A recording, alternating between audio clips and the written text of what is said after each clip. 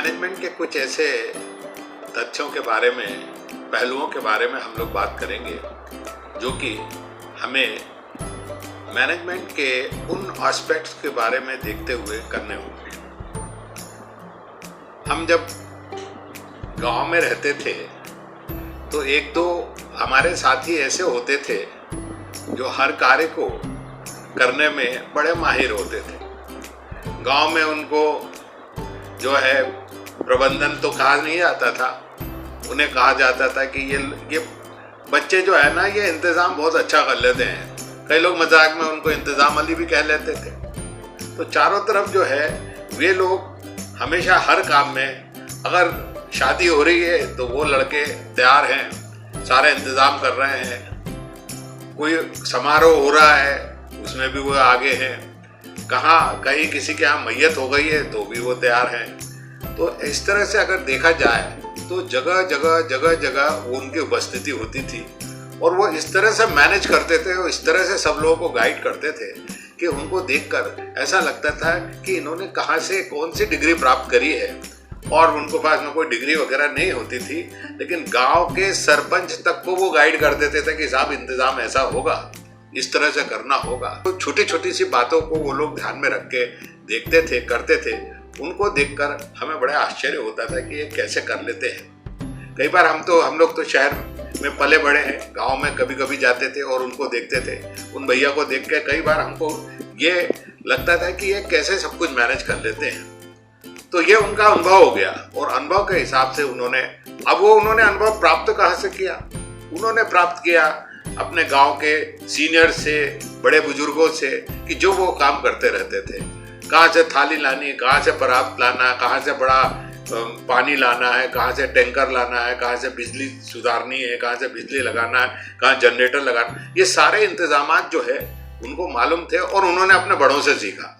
और जब बड़ों ने अपने समय में किया तो इन लोगों को सिखाया और इन लोगों ने जब उसको सीखा तो उसको सीखने के बाद में उन्होंने देखा कि वो उनसे बेहतर कर रहे हैं। पर उन सब चीज़ों में एक चीज़ बड़ी इम्पोर्टेंट होती थी, वो होती थी उनका व्यवहार। और वो जिस व्यवहार के साथ में पूरे समारोह का ऑर्गेनाइज करते थे, किसी भी कार्य को संपादित करते थे, वो एक बहुत ही महत्वपूर्ण होता था। मैं बताऊं आपको कि उनमें जो ह्यूमन टच होता था, क्योंकि किसी भी कार्य में करने में ह्यूमन टच बहुत इंपॉर्टेंट होता था। और ये जो लीडर्स होते थे, ये लीडर थे बेसिकली, जो काम में इनिशिएटिव ले रहा है वही लीडर है। तो वो ये जो लीडर है, इन लीडर ने वहाँ पे किसी को काका कहना, किसी को मामा कहना, किसी का ताऊ कहना, किसी को छोटा भैया, किसी को बड़ा भैया, हर किसी को संबोधन करके सारे काम को संपादित कर लेते थे और वो भी निस्वार्थ। यहाँ पे निस्वार्थ शब्द का उपयोग मैं जानबूझ के कर रहा हूँ कि उनके निस्वार्थ काम करने से उनका मैनेजमेंट किस तरह से बढ़िया, सुंदर और इफेक्टिव हो जाता था।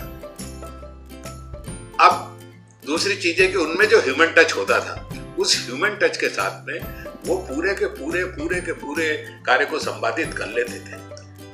आज हम देख रहे हैं कि बड़ी बड़ी फैक्ट्रियों में काम करने वाले, किसी ऑर्गेनाइजेशन में काम करने वाले, बड़े बड़े मैनेजमेंट की डिग्री लिए हुए बच्चों को रखते हैं, उनको कहते हैं कि तुम ये मैनेज करो, लेकिन वो वहाँ पे आए दिन अशांति होने लगती है उनके कर्मचारियों के बीच में, उनके मैनेजमेंट और उनके साथियों के बीच में।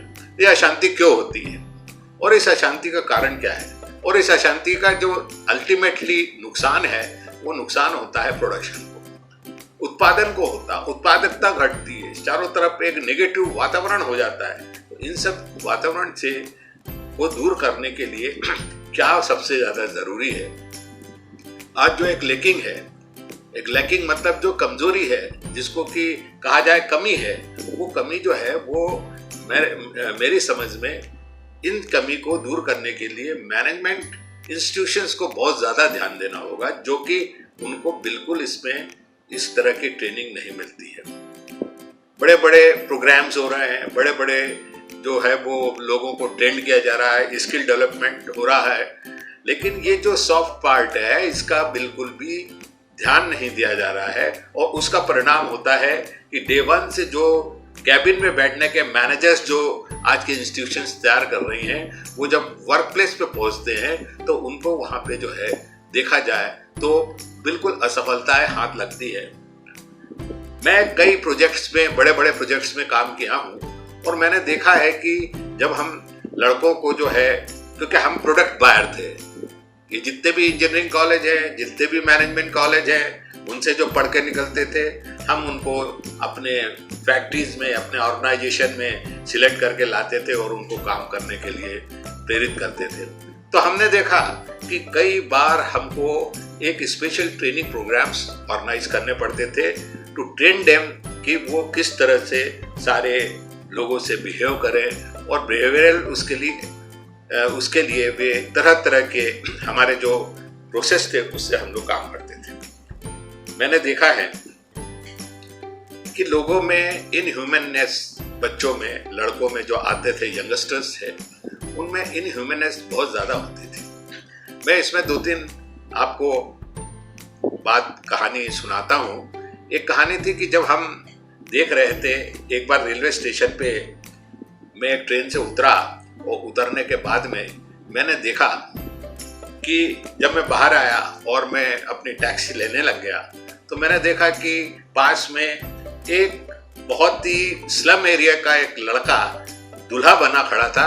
उसके शरीर पे एक नई शर्ट थी, सिर पे टोपी था, सूट, टोपी के ऊपर एक माला थी और गले में एक सुनहरी माला थी।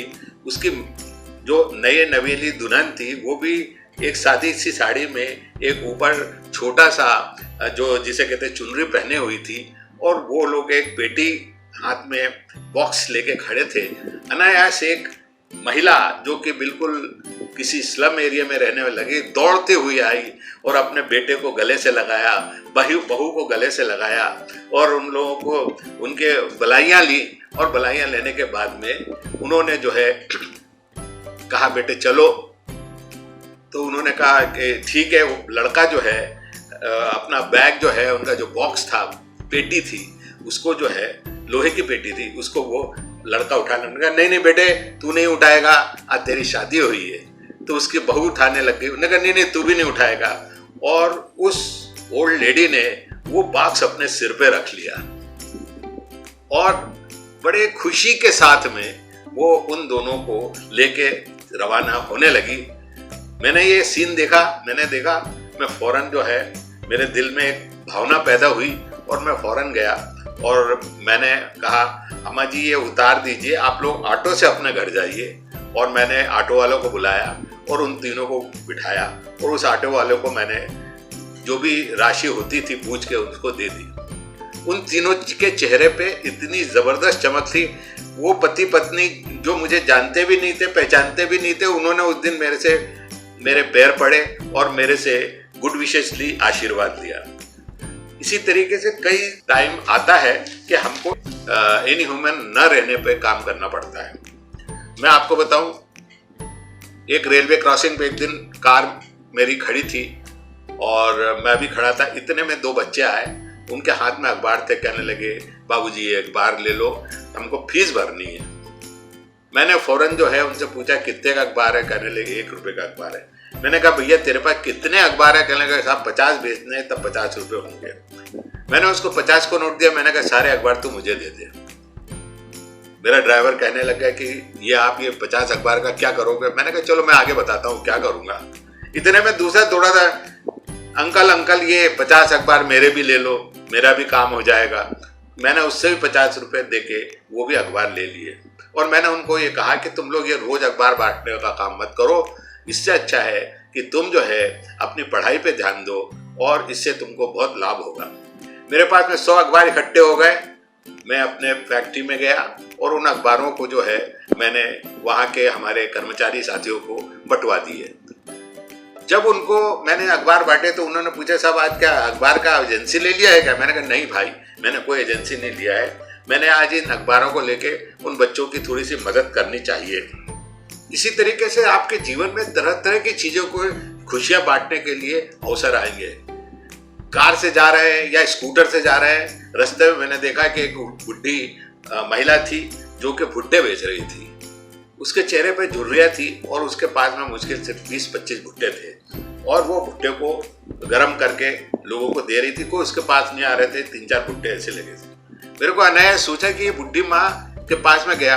मैंने कहा कि भाई माता जी ये क्या कर रही हो आप, कौन खरीदेगा इस समय भुट्टे सुबह सुबह? तो कहने लगी क्या करे भैया, मेरे को तो बेचना है, दाल रोटी चलाना है। मैंने कहा एक भुट्टा सिका हुआ कितने का मिलता है? उसने बताया मुझे। मैंने कहा कि देखो मैं तुमको ये कहता हूँ कि ये सारे भुट्टे मेरे को आज दे दो तो मैं ले जाऊंगा। और मैंने उससे सिके हुए भुट्टे के रेट पे कच्चे भुट्टे लेके मैं सारे भुट्टे ले लिए और मैं ले आया और मैंने अपने साथियों के बीच में वो भुट्टे बांटे। शेयर करने का मेरा ये कहानी शेयर करने का मतलब ये है कि हम जो है लोगों को अगर छोटी छोटी सी खुशियां दे सकते हैं तो हम अपने कार्यस्थल पे भी बहुत सारे कार्य कर सकते हैं। हमारे यहाँ पे एक वर्कर्स की कॉलोनी थी और उस वर्कर्स की कॉलोनी में मैंने देखा कि तरह तरह के लोग रहते हैं, करीब करीब 1000 फैमिली परिवार रहते हैं। अब उन 1000 परिवारों को मैंने देखा कि एक दिन मेरे पास में एक साथी आया और उसने मुझसे कहा कि आज मेरी शादी है, आप शाम को जरूर आना। मैंने कहा कहाँ है शादी? कह रहे हमारे वर्कर कॉलोनी के एक कम्युनिटी सेंटर में हमने शादी रखी है, आप जरूर आना। मैंने कहा ठीक है जरूर आएंगे। तो मैं करीब करीब 5 बजे 5:30 बजे शाम को उनके यहाँ पे पहुंचा। देखा कि उनके परिवार के 10-12 लोग और हमारे वर्कर कॉलोनी के सारे वर्कर इकट्ठा थे। दूल्हा दुल्हन आए और उनकी शादी संपन्न होने का तरीका ये था कि उन दोनों ने एक दूसरे को माला पहनाई और उसके बाद में उन्होंने लड्डू हाथ में लिए और सभी लोगों को लड्डू बांटे। और लड्डू बांटने के बाद में सभी लोगों ने उनको छोटे छोटे से उपहार दिए। और उपहार देने का तरीका भी बहुत ही सिंपल। किसी ने वहाँ पे ये नहीं कि लिफाफे से पैसे दिए जा रहा है या कोई बॉक्स बना के लाए। सभी जितने भी कामगार थे उन्होंने कैश उनके हाथ में रखा, किसी ने उनको फल दिए और इस तरीके से।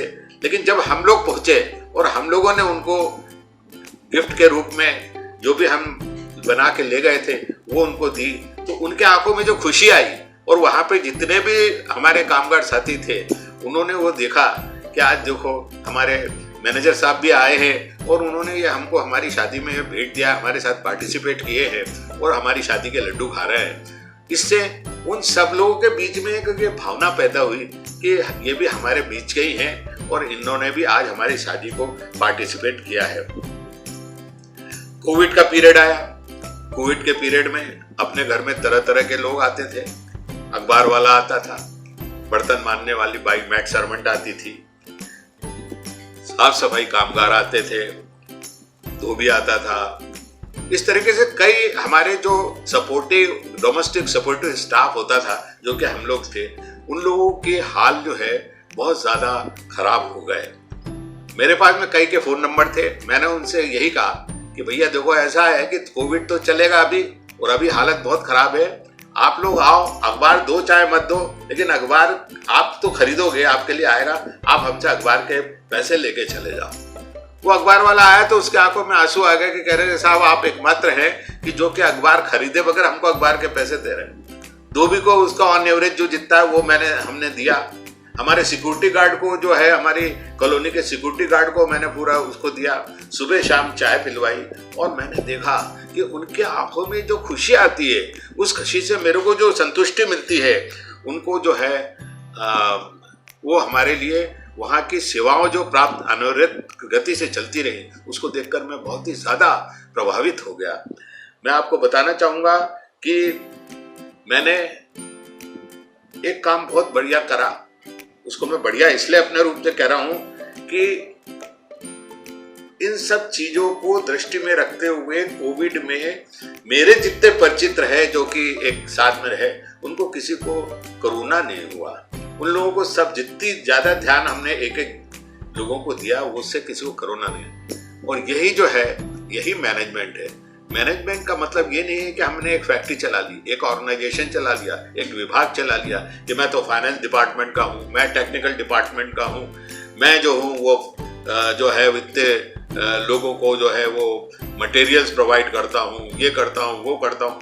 नहीं, आज के जीवन में हमारा मैनेजमेंट का जो विचार है, उस विचार को चारों तरफ फैलाने के लिए हमको हमारे आसपास भी उन लोगों का भी प्रबंध देखना होगा जो हमारे दैनिक जीवन में हमारे खुद के प्रबंध में सहायक होते हैं। मैं आपको बताऊं, अब एक ऐसी घटना बता रहा हूं प्रबंधन के बारे में कि आप अगर ह्यूमन रिलेशन पे बहुत ज्यादा ध्यान दे रहे हैं तो अगर आप देखेंगे कि उनको अगर थोड़ा उनको अटेंशन दिया जाए तो वो शायद आपके लिए कुछ भी कर देंगे। मैं आपको बताना चाहूँगा कि मैं 97-98 की बात है कि मंडीदीप में बहुत ज़्यादा वर्कर्स की प्रॉब्लम थी, इंडस्ट्रियलाइजेशन की प्रॉब्लम थी, वर्कर्स अनरेस्ट था।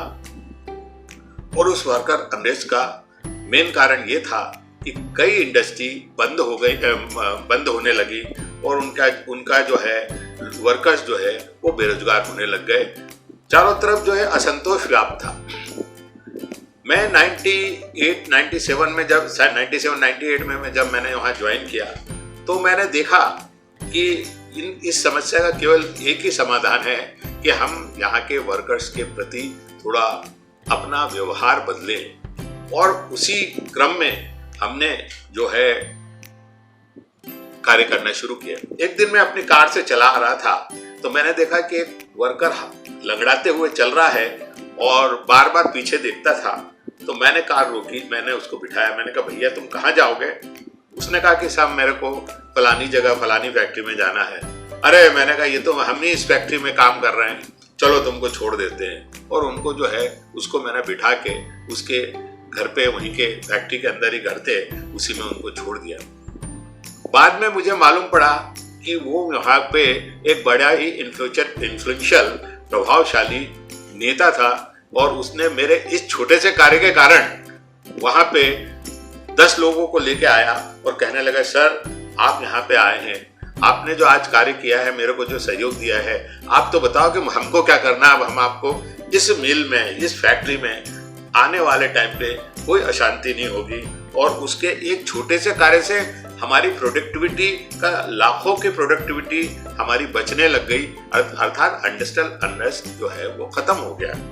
तो इस तरह से छोटे छोटे से काम कराना, जैसे अब जो झंडा वंदन होता है, फ्लैग होस्टिंग होती है, वो सिक्योरिटी गार्ड से करवाई। हर समय फैक्ट्री मैनेजर ही करे ये जरूरी नहीं, सिक्योरिटी गार्ड झंडा लगाता है लेकिन उससे कहे भैया तुम ही झंडा वंदन करो। माली जो है वो उससे कहते हैं कि तूने फूल लगाए हैं, तू भी इस जगह का पूरा जो है व्यवस्था तू ही दे। एक बार मेरे पास में एक मैनेजमेंट इंस्टीट्यूट के कुछ बच्चे इंडस्ट्रियल विजिट पे आए और उनने मेरे को बोला कि सर हम आपकी फैक्ट्री घूमेंगे। और हमने कहा बिल्कुल घूमिए। हमने अपने एक अधिकारी को उसके साथ में लगा दिया और उन्होंने पूरी फैक्ट्री को देखा। पूरी फैक्ट्री देखने के बाद में मैंने देखा कि वे लोग सब आके जब हॉल में बैठ गए तो मैंने देखा कि वो लोग सब आपस में बात कर रहे थे कि इस फैक्ट्री में कैसा काम हो रहा है, क्या हो रहा है, और बैठ गए। फिर मेरे से क्वेश्चन आंसर शुरू हुए। कहने सब आपका मैनेजमेंट कैसा है? मैंने कहा आपको कैसा लग रहा है? कहने लगे सब बहुत अच्छा लग रहा है। मैंने कहा मैं आपको मैनेजमेंट के कुछ बहुत अच्छे हमारे लोग हैं उनसे मिलवाऊंगा। कहने लगे, उन्होंने कहा ठीक है। सबसे पहले मैंने अपने एक माली को बुलवाया और वो माली जो है वो आके खड़ा हुआ हाथ जोड़ के। मैंने कहा ये हमारे यहाँ के माली हैं, इनका नाम है मुन्ना माली। ये यहाँ पे मुन्ना माली जो है हमारे ये 56 एकड़ की जमीन में ये मुन्ना माली जो है ये सारे पौधे लगाते हैं, पेड़ लगाते हैं, उनको पानी देते हैं। और ये जो इतना बढ़िया आपको कैंपस नजर आ रहा है ये मुन्ना माली और उसके 2 साथी। मैंने मुन्ना माली से कहा कि तुम बताओ कि तुम क्या करते हो। और मुन्ना माली ने बड़े आराम से बताया कि मैं सुबह आता हूँ, पेड़ों को पानी देता हूँ, किस एरिया में पानी देना है, कौन सा पेड़ नया लगाना है, कौन सा पेड़ को निकालना है, पेड़ों के सूखी पत्तियों को साफ करना है, इस तरह से। और फिर महीने भर की प्लान करना है, नया मौसम आ रहा है तो उस समय कौन से पौधे लगाने, इतना सब वो जो है मुन्ना माली जो है उसने एक्सप्लेन किया। और उसने बताया कि सर इन सबको करने में मेरे करीब करीब कंपनी से मुझे 2 लाख रुपए की मदद मिलती है, जो कि मैं अपने हमारे जो कार्यकर्ता हैं और जितना सामान वामान लाना है वो सब मैं देखता हूँ। Financial management, man management, materials management, सारे कार्य उस मुन्ना माली जो कि एक अनपढ़ था लेकिन उसको इतना जबरदस्त ज्ञान था कि कौन सा पौधा कितना ऊंचा जाएगा, कौन से पौधे की कटिंग कब करनी है, कौन सा पौधा कब लगाना है, इस तरह से उसने व्यवस्था करी। और वो कैसे करने लग गया कि उसको जो है ऊपर के मैनेजमेंट से इतना सपोर्ट था कि कुछ कहने को नहीं। तो माली को या सफाई के जो ठेकेदार होते हैं, इनको अगर हम अपनी प्रोडक्टिविटी का अंश मान लें, अगर ये बढ़िया काम कर रहे हैं तो आपकी प्रोडक्टिविटी बढ़िया है। आपकी प्रोडक्टिविटी में इन सब चीजों का अगर छोटी छोटी सी बातों का ध्यान रखा जाएगा तो बहुत ही आनंद आ जाता है। मैं एक और बात बताऊं, सबका ध्यान देंगे आप, जैसे हमारे प्राइम मिनिस्टर ने कहा सबका साथ सबका विकास, तो सबका साथ सबका विकास कैसे होगा? जब हम नीचे से लेकर ऊपर तक सभी को हम जो है ध्यान देंगे और उनका ध्यान देने के बाद में हम उनके लिए सोचेंगे। मेरे यहाँ पे मैं जिस ऑर्गेनाइजेशन में काम करता था वो एक टेक्सटाइल यूनिट थी। टेक्सटाइल यूनिट में लड़कियां बहुत काम करती हैं, करीब करीब 50% लड़कियां काम करती हैं। और वो लड़कियां जो है अपने परिवार के लिए, परिवार के आर्थिक स्थिति को खराब होने से बचाने के लिए बहुत ज्यादा उनका कंट्रीब्यूशन रहता है। तो मैंने उन लड़कियों को एक दिन उनकी मीटिंग लेके उनसे पूछा कि तुम क्या करती हो, अपने पैसा जो मिलता है उसको कैसे करती हो? तो कहती है कि हम अपनी तनख्वाह का 50% जो हिस्सा है वो अपने पिताजी माताजी को भेज देते हैं। मैंने कहा फिर? कहने लगे कि अब जो है हम जो है अपने हमारे माता पिता उसको जोड़ते हैं। मैंने उनको कहा कि ये जो पैसा माता पिता को भेजते हो, अगर तुम यही तुम्हारी बैंक में सैलरी जाती है, तुम बैंक में ही इसको जोड़ के रखना शुरू कर दो और माता पिता को समझा दो कि ये पैसा सुरक्षित है, तो तुम लोग जो है 1 साल में 1.5 साल में लखपति हो जाओगे, 1-1 लाख रुपया जुड़ जाएगा तुम्हारा। 1-2 लड़कियों ने इस पे कहा कि नहीं जुड़ेगा, हमको तो माँ बाप को भेजना जरूरी है। मैंने कहा आप में से 1 करो 2 करो, जितने लोग करना चाहे, जितना जोड़ना चाहे, नहीं जोड़ना चाहे माँ बाप को भेजो, लेकिन करके तो देखो। उसमें से 1-2 लड़कियों ने करा और आप विश्वास नहीं करेंगे कि मेरे पास में 6-7 महीने बाद ही 2-3 लड़कियां आई, सर मेरे 1 लाख रुपए जुड़ गए हैं। मैंने कहा कमाल है, तुमने 1 लाख रुपए जोड़ लिए? कहने लगा हाँ सर। मैंने कहा ठीक है। मैंने उनका फोटो खिंचवाया, सारे लड़कियों के बीच में करीब करीब 500 लड़कियों के बीच में उनको एज ए एग्जाम्पल बना के पेश किया और उनको बताया कि देखो इन लोगों का ये कार्ड है, इसमें इन लोगों के 1-1 लाख रुपए जमा हो गए, तुम में से कितने लोग लखपति बनना चाहते हैं? और आप विश्वास नहीं करेंगे, उसके बाद में वहां पे लखपति बनने का जोर शुरू हो गया और लड़कियां, न जाने कितनी लड़कियां वहां पे लखपति बनने लग गई। हमने सभी लड़कियों से और लड़कों से करीब करीब 1,500 लड़के लड़कियां काम कर रहे हैं टोटल मिला के। हमने उनसे कहा कि आप अपने माता पिता को भी यहाँ बुलवाओ, और माता पिता जब यहाँ आएंगे और देखेंगे आप लोगों को कि भाई ये जो है कैसे हो रहा है, क्या हो रहा है, काम कैसे हो रहा है, तो वो जरूर प्रसन्न होंगे। तो कामगारों के माता पिता जो है वो आए, उनको बुलाया, कम से कम 200 परिवार के सदस्य वहां पे आए, उनको हॉल में बिठाया, उनको पूरी मिल घुमाई, उनको जो है हमने लंच और डिनर कराया, उनको आराम किया और आखिरी में उनको हमारी कंपनी की ओर से भेंट दी गई। तो जब वो माता पिता आए और उन्होंने देखा कि यहाँ पे तो बहुत ही अच्छा वातावरण है, तो उसको देखते हुए उन्होंने जो है कहा कि हमारे बच्चे यहाँ सुरक्षित हैं। और इस छोटी सी घटना से हमारे यहाँ क्या हुआ कि मेरे यहाँ पे लड़कियों का एब्सेंटिज्म जो करीब करीब 15% होने लग गया था, वो घट के एकदम से 3 या 4% हो गया। लड़कियों ने छुट्टी जाना कम कर दिया। उनके माता पिता ने भी कहा कि हाँ अब इनको हम छुट्टी नहीं बुलाएंगे, बार बार यहाँ नहीं बुलाएंगे। तो ये बहुत ही जिसे कहते हैं कि इस तरह की छोटी छोटी जो घटनाएं होती हैं, जो कि एक मैनेजर को अपने कर्मचारियों के साथ में करना चाहिए वो जो है बहुत जरूरी होता है। अब मैं आपको एक छोटी सी और घटना बताऊं। घटना यह है कि मेरी पत्नी जो है वो कोरोना काल में सब्जी लेने जाती थी और एक दिन उन्होंने कहा कि आज मैं सीताफल खरीदा, तो उसी समय जो सब्जी वाला है उसका लड़का भी आया, एक टोकरी में सीताफल रख के लाया और उसने जो है कहा कि पिताजी ये मैं आज सीताफल लाया हूँ। तो पिताजी ने कहा कि जा वो जो सामने मंदिर है वहां जाके एक सीताफल चढ़ा दे और उसके बाद में फिर तू खा लेना और फिर अपन बेचेंगे। एक छोटी सी बात है, उसको एक शिक्षा दे दी उन्होंने, ट्रेनिंग, कि जा भगवान को दे दे, भगवान चढ़ा दे और खुद भी खा ले और उसके बाद में हम लोग बेचेंगे। ये संस्कार होते हैं। ये संस्कार जो है वो एक बगैर पढ़ा लिखा सब्जी वाला अपने बच्चों को दे रहा है।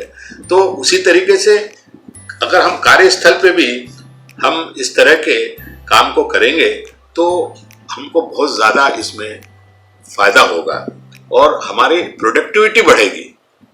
अगर उत्पादन की सततता बनी रहे, उत्पादन होता रहे, तो किसी भी कार्यस्थल में किसी भी ऑर्गेनाइजेशन के लिए बहुत ही जरूरी होता है। मैंने देखा कि आपको जो है फैक्ट्री में जो है तरह तरह के इस तरह के अवसर प्राप्त होते हैं जिसमें कि आप आराम से जो है लोगों का अगर उनका दिल छू लो तो फिर आपको फिर अपने कार्यस्थल को बनाने में, कार्यस्थल को बढ़िया बनाने में, उत्पादन करने में कोई दिक्कत नहीं जाएगी।